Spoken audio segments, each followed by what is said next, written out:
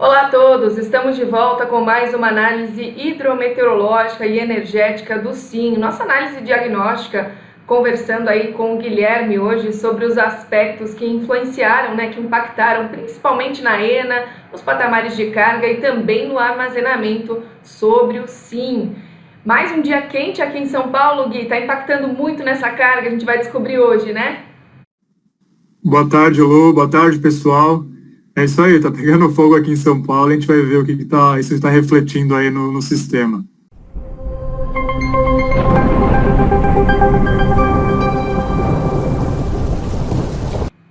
E para começar a nossa apresentação de hoje, eu queria fazer um paralelo com o ano passado, quando a gente vivenciou uma situação bastante parecida com a que a gente está vivendo esse ano, de uma irregularidade aí no início da primavera, com relação às chuvas, que não conseguiram. A gente olha os mapas de anomalia de chuva de setembro, outubro e novembro do ano de 2019 e percebe que foi também um início de primavera aí muito difícil, assim como está sendo esse ano de 2019. A gente tem algumas diferenças, muito significativas com relação ao ano passado. Esse ano a gente tem a Laninha, no ano passado a gente tinha, ainda influência de uma atmosfera que respondeu ao Ninho. O El Ninho tinha acabado no meio do ano, segundo dados da NOAA, mas as águas do Oceano Pacífico Equatorial ainda estavam ali mais aquecidas do que o normal. E além disso, as chuvas, que caíram com força, que geraram muita instabilidade lá no oeste do Índico, geraram um padrão de dipolo positivo. Então esse dipolo super positivo do Índico lá no ano passado também foi uma das causas atribuídas aí a dificuldade, e irregularidade para o início da estação chuvosa. Esse ano, quando a gente passa para o próximo slide, a gente vai investigar um pouquinho dos diversos motivos aí pelos quais o nosso início da estação chuvosa está mais atrasado. A gente tem, em anos de Laninha, a chuva ali no noroeste do Brasil demora para despertar. Então, lá em agosto, por exemplo, a anomalia de chuva que a gente percebe aqui no oeste da Amazônia ficou bem abaixo da média em alguns pontos. E agora, no decorrer deste mês de setembro, foi na reta final do mês que a gente percebeu algumas instabilidades mais significativas caindo aí nessa região. No próximo slide, a gente atribui também essa dificuldade da regularização da chuva, mais uma vez, ao Oceano Índico. Se no ano passado era a porção oeste que estava mais aquecida e com muita instabilidade, gerando ondas na atmosfera, gerando distúrbios que vinham atrapalhar a chuva aqui na América do Sul, esse ano choveu mais no leste do Índico. Isso também acabou propagando o que a gente chama de um trem de ondas desfavorável na atmosfera, acabou favorecendo a formação de altas pressões aqui no sul da América do Sul. Então, tudo isso está fazendo com que a gente tenha esse começo de primavera tão quente, com pouca chuva no interior do país, viu, Gui? No próximo slide, a gente confere um pouquinho a situação sinótica no decorrer dos últimos dias. A gente até tem observado a passagem de uma frente fria ou outra, de alguma instabilidade pela costa do sudeste, mas o padrão dos ventos lá no alto da atmosfera, como a gente pode ver no próximo slide, está impedindo que as instabilidades tenham uma conexão, com a chuva que vem da região norte do país. Essas instabilidades não conseguem ganhar força e por isso até agora a gente só viu uma chuva muito irregular, mal distribuída. A gente consegue identificar no próximo slide que a chuva não deve retornar tão cedo. Esse padrão dessa massa de ar seco, essa área de divergência em níveis médios da atmosfera, deve continuar com a gente por esses primeiros dias do mês de outubro. Por mais que tenha alguma previsão de chuva para a região sul, para a faixa leste do sudeste, se a chuva chegar a cair no interior do Brasil, não deve ser com boa distribuição e nem bom volume acumulado para todo mundo, viu? A gente segue sob esse padrão de muita irregularidade. No próximo slide, então, a gente acompanha o reflexo disso na chuva observada. Tivemos essa última semana operativa em praticamente todo o subsistema sudeste, marcada por tempo bastante estável, sem chuva significativa sendo registrada. Algumas áreas aqui do Madeira voltaram então a registrar uma chuva mais intensa, mais volumosa, com volumes que superaram a casa dos 40 milímetros. No sul do país, no final de semana, a gente teve uma surpresinha aí na região do Iguaçu.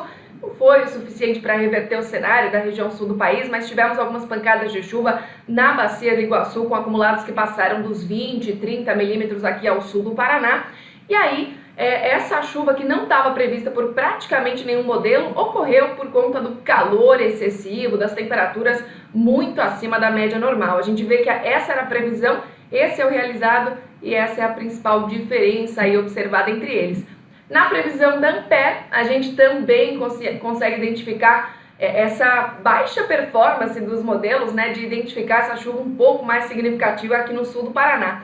Mas, olha só, a combinação de modelos lá no último dia 25, sexta-feira passada, apresentou um desempenho um pouquinho superior, já apontava uma chance da chuva subir ligeiramente um pouco mais para o estado do Paraná. Então a gente vê que a melhor combinação estatística dos modelos apresenta sim, muitas vezes, né, uma vantagem aí sobre a previsão, por exemplo, oficial do ONS ou algum modelo puro. Se você quer saber mais sobre o modelo de previsão Ampere, um modelo estatístico desenvolvido aqui pelos nossos consultores, é só entrar em contato com a gente. Bom, e agora a gente checa os impactos dessa chuva que a gente viu observada, né, ao longo da semana operativa na ENA. A gente observa que começamos aí a Rev0 do mês de outubro andando bastante em linha no subsistema sudeste. A gente tem esse período mesmo, é normal, né, nesse início de primavera não tem uma subida de cara, o solo está muito seco, então a chuva nem conseguiu ganhar intensidade ainda, tivemos apenas pancadas muito isoladas ali na região do Grande,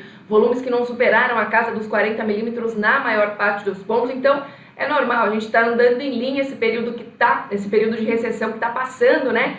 A gente segue com ENA baixa no sudeste. E nos próximos períodos a gente vê que a Rev0 projeta um aumento, né, gradual, bastante gradual, até o início do próximo mês de novembro. E para o subsistema sul, agora a gente identifica que o subsistema está performando abaixo do que a Rev0 previa, né? Então, até teve um desviozinho ali um pouquinho positivo, a bacia do Iguaçu contribuiu, né, com alguma chuva ali no dia 28, mas não foi o suficiente para superar a expectativa. Então, a região sul do país, de forma geral, né, não só pelo que está acontecendo agora, mas pelo que aconteceu ao longo dos últimos meses, das chuvas serem muito irregulares, muito mal distribuídas, segue com um valor de ENA bastante baixo. Para o subsistema nordeste, a gente observa que está andando bastante em linha com a última revisão, né, com a revisão atual, e tem previsão de continuar bastante estável. A gente sabe que a estação chuvosa, né, as instabilidades mais intensas começam a despertar depois, lá entre o fim da primavera e o decorrer do verão, no interior da região nordeste, então a expectativa é de que continue aí andando em linha. No próximo slide, e o último sobre a ENA, né, a gente checa a região norte do Brasil, onde também tivemos as coisas funcionando bastante em linha, né, um pouquinho acima ali da Rev0, mas nada muito discrepante. É uma época que a região norte do país, como eu falei, né, a chuva está demorando um pouco mais para despertar, mas é uma época que gradativamente a chuva vai retornando e aumentando os níveis de ENA aí no decorrer dos próximos meses. Bom, agora o Guilherme mostra pra gente os impactos disso tudo no acompanhamento da operação, também na carga. Então, pessoal, como a gente estava já até acostumado, né, com as últimas apresentações, o subsistema Nordeste é o que tem apresentado, né, os maiores intercâmbios, no caso, exportações de energia para o restante do SIM. Nessa semana, o Norte também atuou como exportador, né, nós tivemos algumas semanas que o Nordeste estava exportando para o Norte também. Nessa semana, o Norte acabou exportando. E o Sul também atuando como importador. Nós chegamos a ver algumas semanas quando o Sul exportou para o Sudeste, mas nessa semana o Sul voltou a importar, né? Lembrando que a situação lá voltou a ficar mais crítica em questão de quando a gente olha para as vazões do subsistema, e os armazenamentos lá estão tendendo, né, a ter uma redução mais significativa depois daquela melhora que nós tivemos, né? Lógico que ao longo de julho e agosto, o subsistema Sul voltou a chamar mais atenção para um quadro mais crítico. E o subsistema Sudeste agora também, né, como é comum no período seco, absorvendo toda essa energia aí, vinda principalmente ali da região Nordeste, com excedência de energia eólica. E, bem, mais tarde a gente fala um pouco da carga, né, Elô? Primeiro explica para a gente o que aconteceu com essas temperaturas. Aqui em São Paulo a gente se sentiu bem. A gente está com uma temperatura e ainda nessa sexta-feira tem previsão de mais calor ainda, né? A aproximação de uma frente fria do estado de São Paulo deve intensificar os ventos de norte. A gente pode ter sensação térmica em várias cidades do estado paulista, chegando aí a casa dos 40 graus. Então, Gui, dois fatores principais, né, para a gente estar vendo esse cenário aí de temperaturas tão elevadas. Primeiro, aquela alta pressão que a gente viu no começo do vídeo, né, aquela alta pressão em 500 HPA, ela está mantendo uma massa de ar bastante seco, impede a chegada de instabilidades.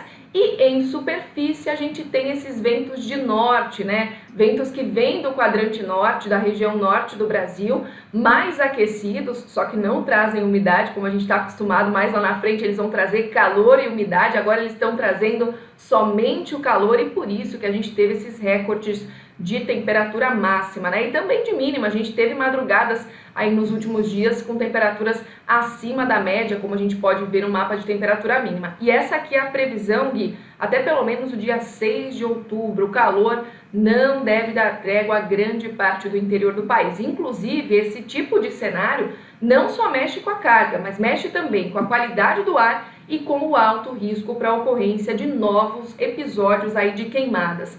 Na região do Pantanal, né, as queimadas estavam sendo mais controladas, eles estavam conseguindo combater os incêndios depois que uma chuva caiu na semana passada, mas se tiver algum foco ainda, o calorão, essas temperaturas mais elevadas podem voltar a apresentar problemas para esse cenário, viu, Gui?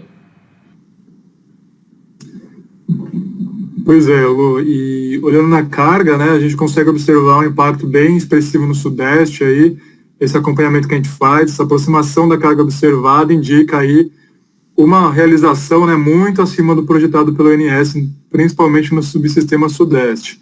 O subsistema Sul também tem uma realização acima, né? Se a gente for considerar proporcionalmente a carga do subsistema, ela até que é significativa também.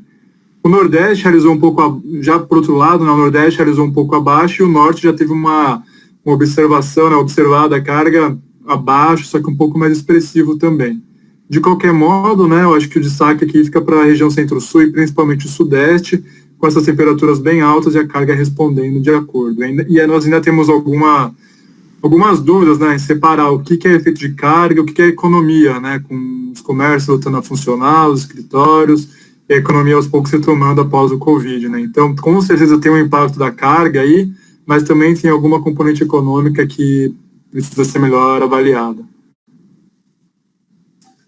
E outro ponto bem importante, né, quando a gente fala de análise diagnóstica das condições do SIM, são os níveis de armazenamento.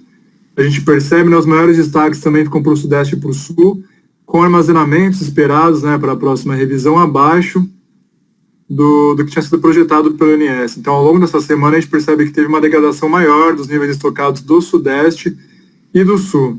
O Nordeste, né, um pouquinho acima, a gente estava até acostumado já com o Nordeste, com um armazenamento bem acima do projetado, está um pouquinho acima, lembrando que ainda tem aquela questão da operação do Sobradinho, da usina de Xingó, na verdade, da usina de Sobradinho, né, dela operar com vazões um pouco abaixo do que o modelo indica, né.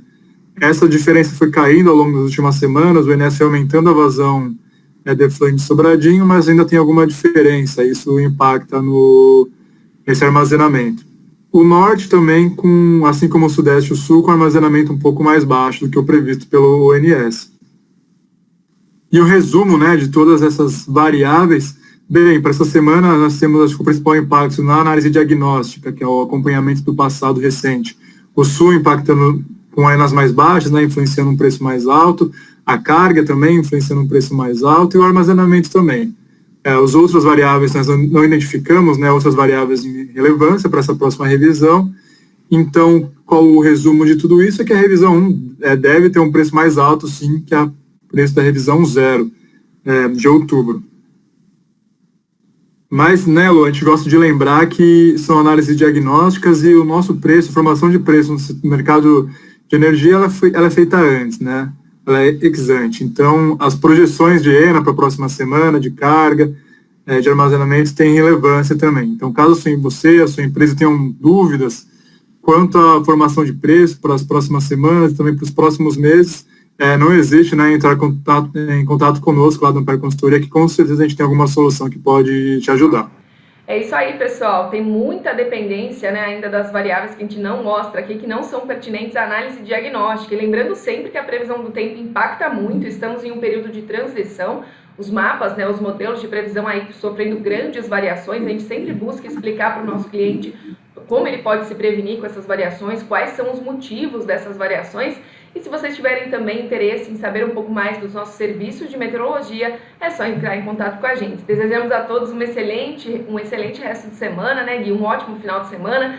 No fim de semana vem uma frente fria para amenizar esse calorão todo aqui entre o litoral e a capital paulista, só que para quem está no interior de São Paulo, interior do Brasil, centro-oeste, ainda deve passar uma situação aí de perrengue com esse calor todo, máximas passando facilmente da casa dos 35. Nossa, bem quentinho, Lu. Bem, boa tarde, pessoal, e um bom final de semana para todo mundo.